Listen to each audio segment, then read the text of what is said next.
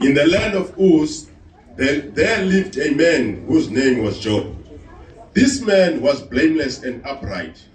He feared God and shunned evil. This man was blameless and upright. He fears God and shunned evil. Lendoda yayinyulu ilungile lilungisa imoyika uThixo and ibuchasile ubugwenxa.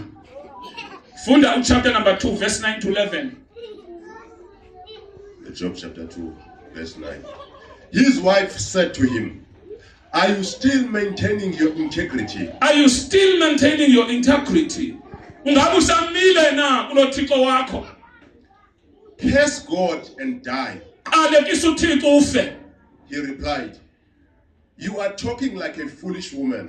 Uthetha nje ngesidenge somfazi. Shall we accept good from God Ubulindele okuhle kodwa na kuThixo and not trouble?" Ayokubi.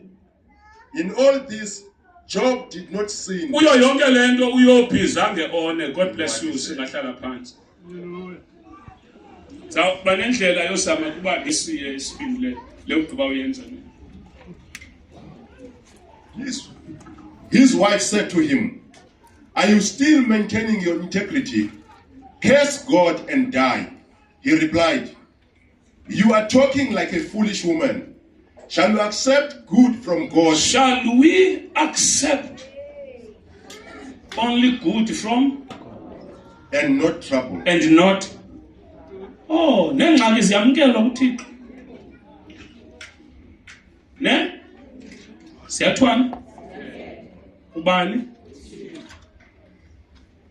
Ngicela umle iphethe isiphoseni thena nasisiphose bakuthatha unanzani bakuthatha usona nasemveni ukuthatha oh verse 1 yese okay.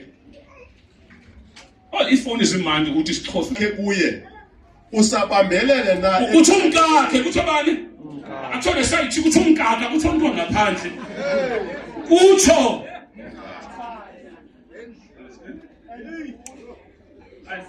uthi bani umkakhe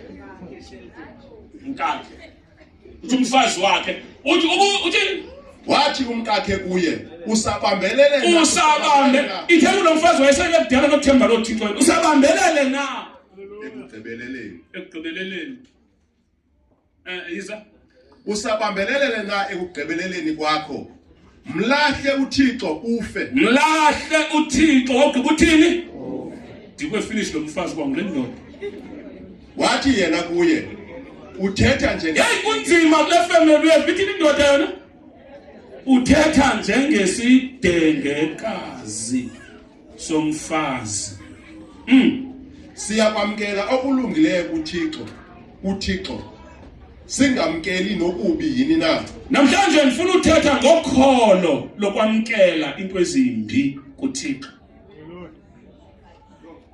ikhona icawe yani amen kakhulu namhlanje angifuna uthetha ngokholo lokwamkela iMercedes Benz lokwamkela indlu but ngifuna uthetha ngokholo lokwamkela ukulahleka kwazo sezikhona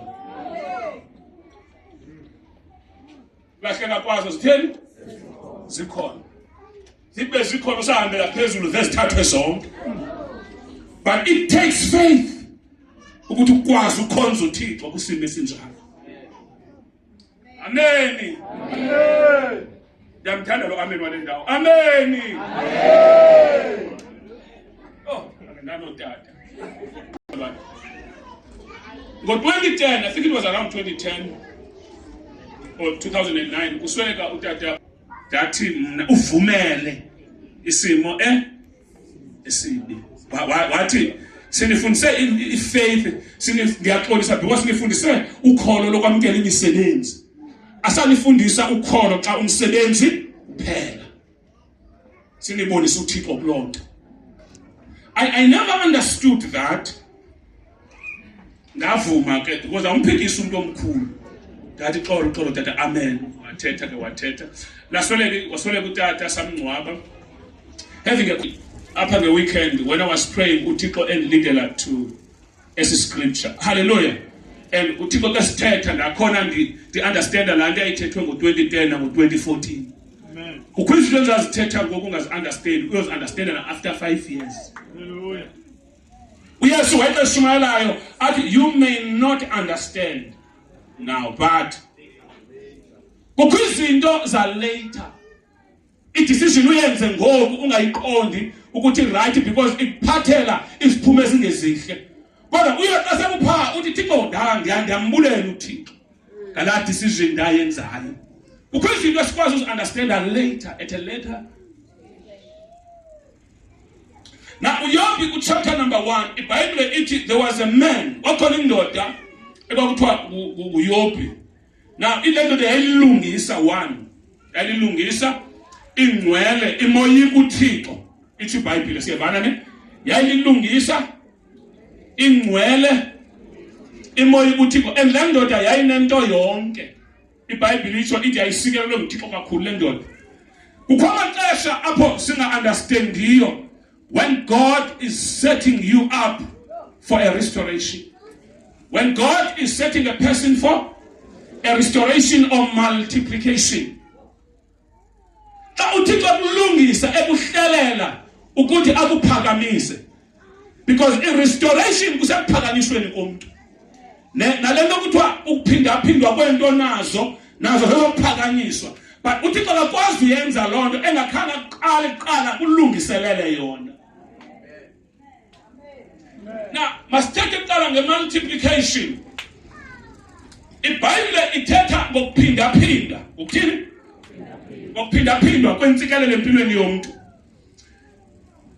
Ngenye imini uYesu kuziswa isonka kuye nenhlanzi ezinhlanu zonke eziyi-12 nenhlanzi ukuthi azabe anika abantu. Siyavana anika abantu bayi-5,000 amadoda, but xa sebedityaniswa babe over 15,000 because abantu abazi-females baninzi kunamadoda. Yiyo le nto eswazi ukuthi babeka umthetho uba indoda enomfazi omnye iyabanjwa. Funeka abafazi kuthiwa iminimum babathathu because bambalwa and baninzi ukuthi ibekwe nje kumthetho hayi enothapha ile nto. Oh mudzimo.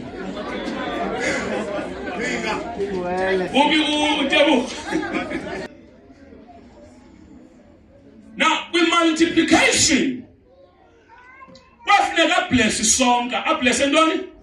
Asikelele isonka nezinhlanzi. Xa esikeleleka sasikeleleka, but i-multiplication ayenzekanga. Ngexesha emveni koba esitheni? Sizo multiply saphindaphindwa. Xa besithatha besaba.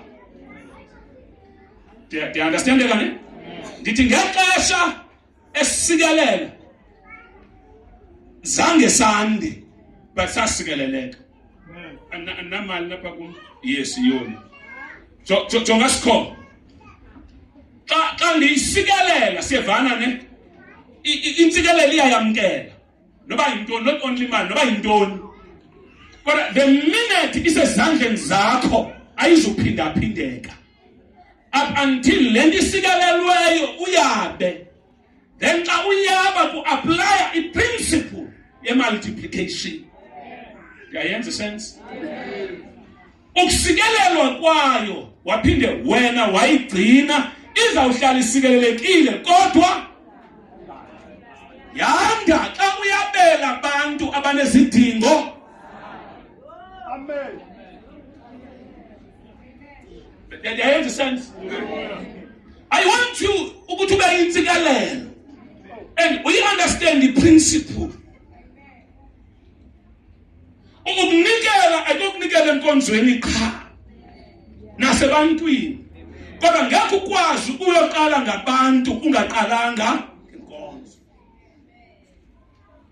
Ngoba indawo yokuqala efuneka ube yintsikelelo kuyo yile ndawo ukhonza kuyo. Now, xa kuthethwa nge-restoration. Restoration. I-restoration ngesixhosa kukubuyiselwa kwento ebezikhe zakhona.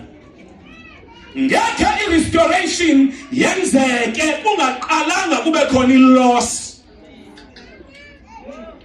When God is preparing a person for a higher dimension yokuthi abe restored, uzawuqala avumela isizini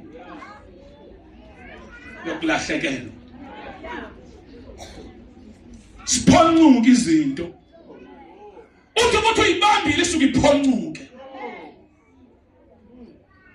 Naxa kunjalo, funeka uyazi uba God is setting you up for a restoration. Joel chapter 2, if I'm present, verse 28, he shall restore the years that the locust has eaten. Iminyaka edliwe yintoni locust? Inkumbi. Xa kurestore, ngihlala phansi. Xa kurestorwa iminyaka. Kukhona umahluko phakathi kokurestorwa kokubuyisela kwento ezilahlekileyo nokubuyiswa kweminyaka. Yephi namandla?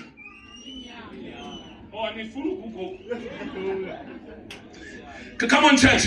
Kuthethwa nge-restoration, kuthethwa ngokurestorwa kwanto unazo, nokurestorwa kweminyaka enamandla yeminyaka nenkulu. Because enamandla njani le yeminyaka? Because uThixo xa sele-restora iminyaka, ujonga ixesha lakhe iminyaka onayo. Ithi into ibimele uthathe 10 years ukuze yenzeke. Athi uThixo andinalo lo xesha loba ndiphinde ndikulindise 10 years. Let us cut the process.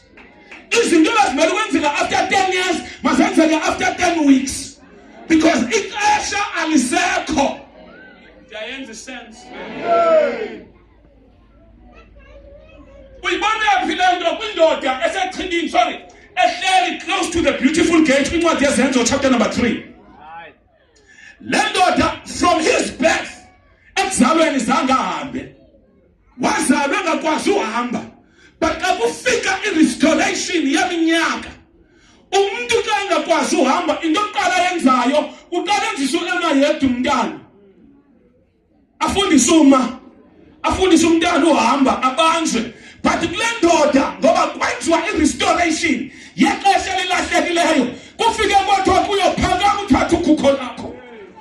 Yaxa iphakama imisipha yomelela, zange yafunda uhamba kwangoko yabe seyitsiba, ifunqulwa yangena etempileni kwindawo apho ingazange yangena khona. Xa kusenziwa i-restoration kuqhawulwa the process. Are you ready for the restoration? We are cutting short the process. Ukhona umuntu othatha ixesha nalo. Dala ngilindile. Dala ngithandaza. Asihlale phansi, God bless you. iBhayibhile watsiba esawusiza inyawo bazokumelela. Njengoba lebanjwe nguPetros, xa bengena kwindawo ekuthiwa i-beautiful gate eJerusalem, wangena naye. Kuthi abahlali bambona, babuza uba ayinguye nalowa ebehleli phaya esamkela amalizo. Bathetha nge-past tense, le past tense ikwanamhlanje. Ekuseni behleli kwesi situlo esamkela amalizo, amadoda ebemthwele asabheke elantshini, ajonge ubuya aphinde azomthwala, abuye ezomthwala afika ngasekho phaya. Khangela kwathiwa nendoda kukho indoda esiyibonileyo ingena etempileni igumisa uThixo, abefika uphakathi kwabo. Etempileni ungenile, kwenze njani i-grace ye-restoration?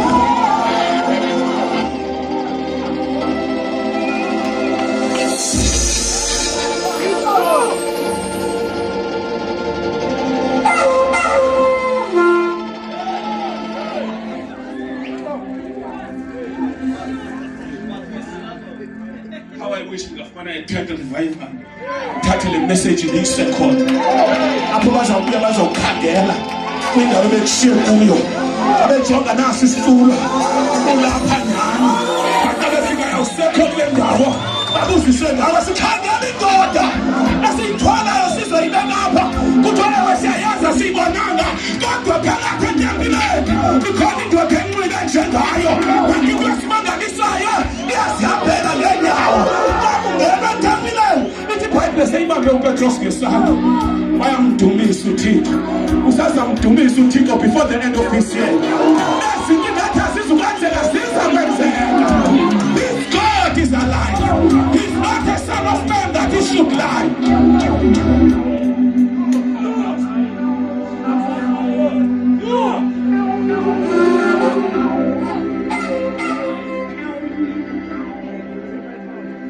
That is restoration. Xa ethi uThixo iminyaka elahlekileyo ndiyayibuyisa.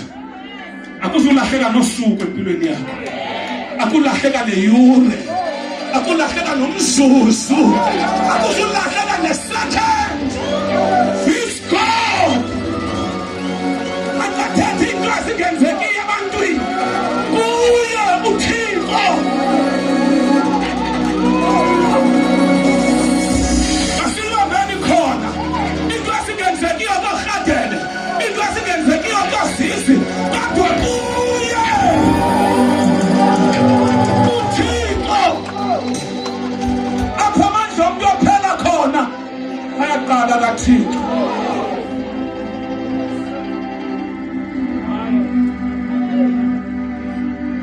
Yabona into endizazi ngoku, if ndindizazi ngoko. Ndiyambulela uThixo ukuze besigcinele nini. You are blessed. Sikelelekile. Now, uYobi uThixo umqhwabela izandla. Uthi lilungisa. Uthi akho ndoda emhlabeni, akho muntu ondoyika nondihloniphe njengoYobi. Na kwi-meeting ekhoyo uyabuza ke ngoku uyile na uyomgqala uthi ongeke udala ngisiyaqha ungidiyele. Bethe ngayithetha ke le into yoba uSathana uyafika time and again. Utshaba liyathini? Liyafika lingabikho successful because ubiyelwe. But ke ngoku i-evidence yoba lufikile wena awunayo because akho nto uyibona imoshakeleyo. Uceba into safana kanti utshaba lufika every day. Nasebusuku lifikile. Lizojonga uba umsebenzi wakho lingawuthatha njani. Lafika kubiyiwe. Belifikile lizocela impilo yakho lizojonga lingakwenza njani usungavukanga. Qha lifike. But i-problem yakho into yoba akho evidence. Akho evidence. But lona belifikile utshaba. Into Sathana ayifunayo uba ngcwatywa ngabikho. But sometimes ezo zinto asizithathi serious. Sikhalela into esinkabi nazo sawuthi wasilibala uba uThixo ukwinto ezinkulu asikhusele. Na uYobi waxa seba emeetingini kufuneka into zakhe zithathiwe. Kufuneka into zitheni zithathiwe because kwi-meeting enkulu ephakathi kukaThixo noSathana and le meeting ingoYobi. Le meeting ngabani? I-agenda nguYobi apha. Bayaphikisana. Uthi omnye umsikelele wogqiba wambiyela. Uthi omnye ucimba ke ngokukhonza nje for nothing. Ukhonziswa yinto uba unento yonke. Ukhonziswa yinto uYobi unento yonke. Khawuse isandla sakho sibone uba ukuthembeka kwakhe kuzawuba khona na xa selizinto singasekho. Kukho abantu abahambela phezulu ekukhonzela uThixo xa izinto ziright. uAgape ngicela nimoya please. Xa izinto zihamba kakuhle. Kukho abantu abangakwaziyo ukukhonza uThixo xa izimo ndiyafuna uyikhwaza loo nto leyo. Ndiyafuna uyikhwaza. Kukho abantu izinto zisabonakala bahlala phansi. Njengoba kengelelwa besitsho uthi benga-understand. Uyabona ne? Ukuthi ayidu yonke into. Ndiyathandaza. Ndiyanikela ndiyathanda. But izinto azitshintshe. Namhlanje ndifuna ukuxelela isizathu sesokubana wena ucinga uba izinto zingawe oko. Ucinga uba izinto sometimes izinto azikho ngawe but zingepurpose kaThixo ekuwe. Zingepurpose kabani? But the purpose ibani? Le purpose kaThixo kuwe ingaphezu kwezi zinto wena ojonge zona. Xa uqala ukalisha ubomi bakho ngento nazo, you are demoting yourself. Yasithoba. Uthi umfazi wakhe xa selefika ngabantwana, walahlekelwa yimfuyo. Number 3, umzimba lo wakhe waphuma izilonda namathumba. Kwafika umfazi, ngoba ke abafazi nyani ke. Ingxaki yobana i-content ayizuba khona. Emntwini ogcwele amathumba kodwa umfazi uyangithoba. Thane enhloni ngathi sisunderstandane. So apha kuvezwa ilento umfazi uba ucinga njani. Abantu abangabafazi ngabantu bobuhle. Abantu bantoni? Obuhle. Jonga umuntu ongisisi nongumama ngeke asuke apha udibane naye eZevenberg engahlambanga. Ubuya yenza lonto ngiyadoubt.